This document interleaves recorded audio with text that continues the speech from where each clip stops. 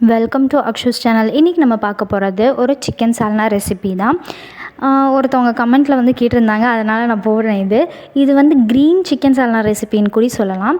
இது வந்து வெங்காயம், தக்காளி, பச்சை மிளகா, புதினா, கொத்தமல்லி, அதே மாதிரி தேங்காய் இதெல்லாம் தேவை. இது கூட ஒரு சில இன்க்ரீடியன்ட்ஸும் தேவை. அது வந்து நான் அரைக்கும் போது சொல்கிறேன். சிக்கன் வந்து நம்ம சண்டே சிக்கன் வாங்கினோன்னா ஒரு 10 பீஸ் நல்லா எலும்பு இருக்கிற மாதிரி ஒரு 10 பீஸை நம்ம எடுத்து வச்சிட்டோம் அப்படின்னா நெக்ஸ்ட் டே வந்து நம்மளுக்கு இந்த சால்னா பண்ணுறதுக்கு ஈஸியாக இருக்கும்.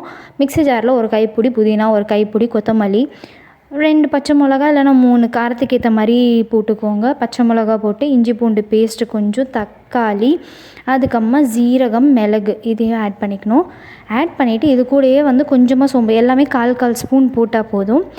போட்டுட்டு கொஞ்சமாக மஞ்சத்தூள் ஆட் பண்ணிக்கோங்க. நான் இதில் கொஞ்சமாக ஆட் பண்ணிவிட்டு மிச்சம் இருக்கிற கொஞ்சம் வந்து சிக்கனில் வதக்கும் போது ஆட் பண்ணியிருக்கேன். இது வந்து போட்டுட்டு மிக்சர் ஜாரை ஒரு 2 ஓட்டு ஊட்டிடுங்க. அது நல்லா க்ரஷ் ஆயிரும். அதுக்கப்புறமா கொஞ்சமாக முந்திரி பருப்பு, தயிர், அப்புறம் வந்து தேங்காய் இதையும் ஆட் பண்ணிவிட்டு நல்லா தண்ணியை விட்டு நல்லா அரைச்சிக்க போகிறோம். நல்லா பேஸ்ட்டாக அரைச்சிட்டு எடுத்து வச்சுக்க போகிறோம். நம்ம வந்து குக்கரில் வந்து ஹோல் ஸ்பைசஸ் ஆயில் ஆட் பண்ணி ஹோல் ஸ்பைசஸ் போட்டு அது நல்லா பொரிஞ்சு வந்ததுக்கப்புறமா வெங்காயத்தை ஆட் பண்ணிக்கலாம். வெங்காயம் ஆட் பண்ணி அதை நல்லா வதங்கி கண்ணாடி பதம் வரும்ல, அந்த ஸ்டேஜில் வந்து நம்ம சிக்கனையும் ஆட் பண்ணிக்கலாம். சிக்கன் ஆட் பண்ணிவிட்டு அது சிக்கன் ஆட் பண்ணோடனே அடியில் ஒட்டி பிடிக்கிற மாதிரி இருக்கும். இப்படி நம்ம கரண்டி வச்சு தள்ளினாலும் வராத மாதிரி இருக்கும். ஒரு 2 மினிட்ஸ் அது சாட்டே பண்ணிட்டீங்க அப்படின்னா அது சரியாயிடும். அதுக்கப்புறமா உப்பும் கொஞ்சம் மஞ்சத்தூளையும் போட்டு நல்லா மிக்ஸ் பண்ணி விட்டுட்டு நம்ம அரைச்சி வச்சிருந்த கிரேவியை வந்து இதில் ஆட் பண்ணிவிட்டு தண்ணியெல்லாம் நல்லா ஊற்றி அதை வந்து மூடி போட்டுட்டு 2 விசில் வர வரைக்கும் இது பண்ணணும். அதுக்கப்புறமா நம்ம ஓப்பன் பண்ணி பார்த்தா நம்ம சிக்கன் சால்னா ரெடி. ஒரு கைப்பிடி கொத்தமல்லி தூவி இறக்கிடுங்க.